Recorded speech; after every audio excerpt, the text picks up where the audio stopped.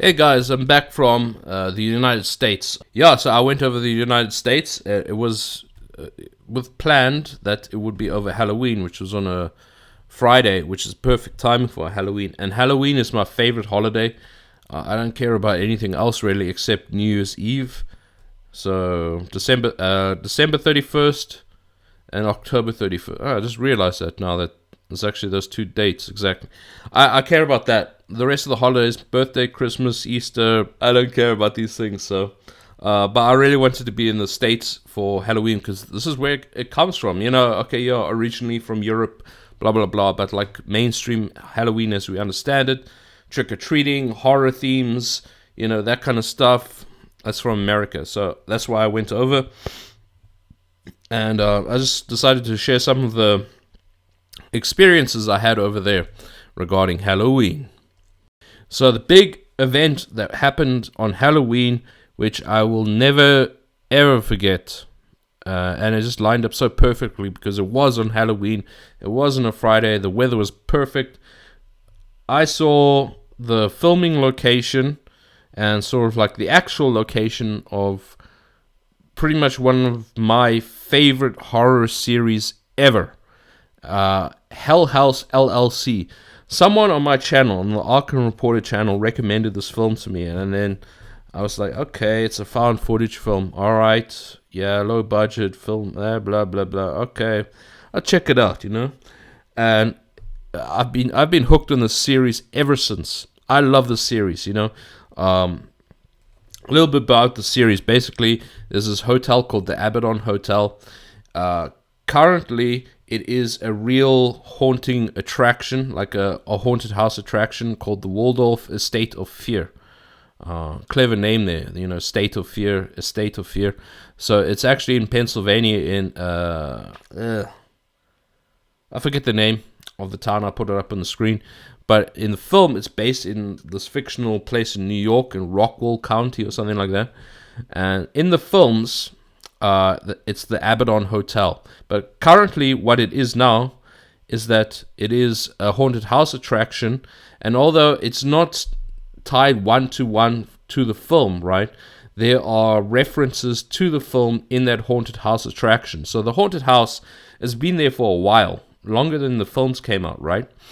But then they decided that would be the great place to film these films. So it's like the hotel is... It's not a hotel. It's confusing, right, to describe it all. The haunted house is its own thing, and then the filmmakers decided, well, let's do the film here. And so the hotel, there we go again. The haunted house attraction is still its own thing, but there are references to the films in there. Some of the characters you will see if you take the tour. And so yeah, let's talk about the tour.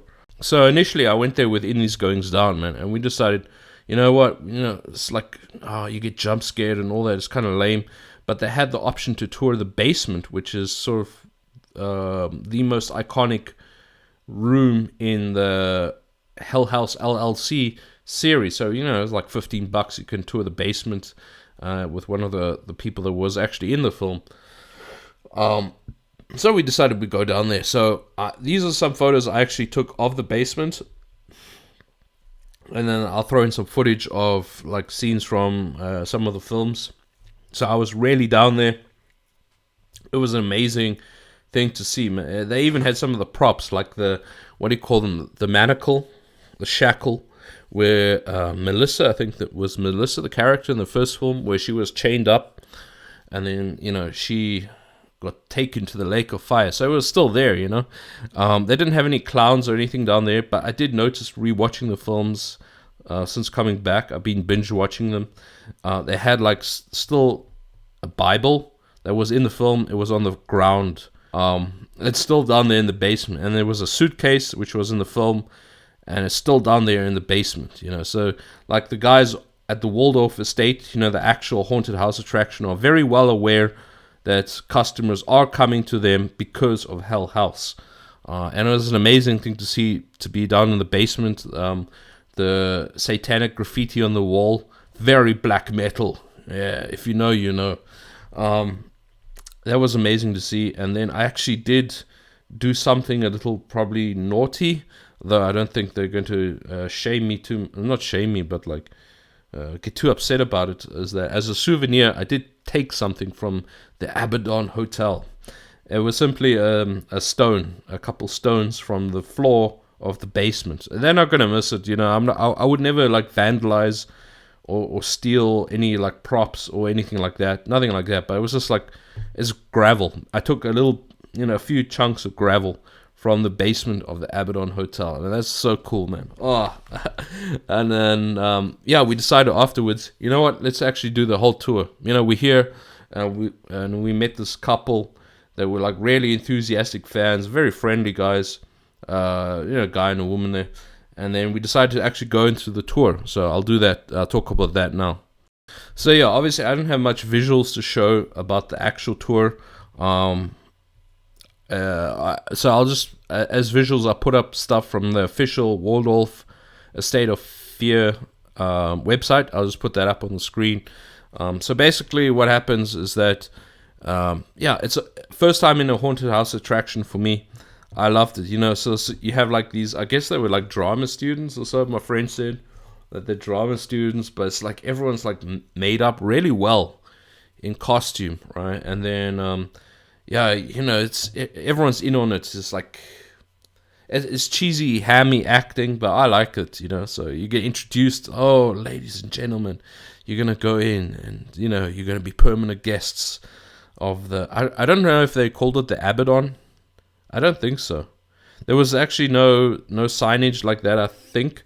But whatever, permanent maybe copyright or whatever. So anyway, so we went in there, and then it was an amazing experience. It was about less than 20 minutes, but probably more than 15.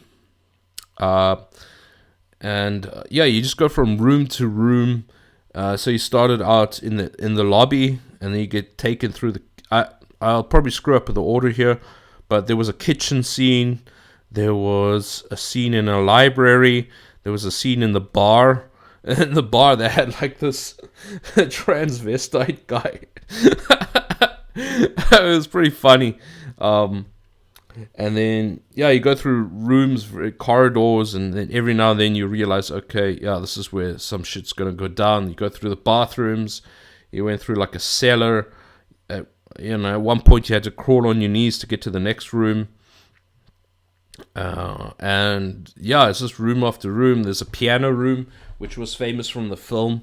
Hector, I think the ghoul's name is called Hector. He was there. And then, in the end, you just like how in the first film people were running out, you go out of the same exit. So, for fans of the film, you see Hector on the piano there. He was there. Then you also see the clown. I don't know if the clown has an actual name, but it was just like in the second film, I think it was, where the lights are flickering on, off, like it's pitch black, on briefly, and then each time the clown is in a different direction. They don't, coming towards you, he doesn't touch you or anything. There's no touching from either party. But it was exactly like the film, and this clown is like moving towards you, and it's like I was stumbling. I don't know what the fuck I tripped over, man. But I almost fell down there, and it was just like, oh my god, it was so great. Partly just from being like a horror fan, but partly also being a fan of the series, and also just partly because this is fucked up. And then it was just amazing. The flow is really well designed. The atmosphere, the smell, it was very musty, but in like the good kind of way, like it's supposed to be like that. I actually thought that maybe they could like alter that. Like if you're in the kitchen, right? If you had like the smell of like rotting meat or something like that, that would be cool. Something for like future. If they did that. And like the best room for me was when you actually had to get down on your hands and knees. And you had to like crawl through this like, I guess 4-foot square area, and you go around a corner, and you come out, and then you're still on your hands and knees, and there's this figure looking at you, and it's like a real good mask, and at this point you used to like people jumping out at you, Um, so you figure, is this a real thing? Is this a doll or is it a real person? So that's like the theme through the whole house was like, is it a real person or is it a doll or a puppet or marionette, whatever, And it's like sometimes you get it right, and then you can expect the jump scare kind of thing, and sometimes you get it wrong, and then it's like, oh shit, So anyway, you're going through this doll, and it's like this creepy little girl gimmick, right? So you had like the butcher gimmick in the kitchen, swinging a cleaver. You got like a sort of leather face thing going on there. So this was like this creepy little girl, and she's like got this, creepy little girl voice. She was like an adult, like someone in her 20s, I think. But she's made up like the creepy girl archetype. And she's like, do you want to play a game? I've got toys in this box. And I was like, oh shit, man.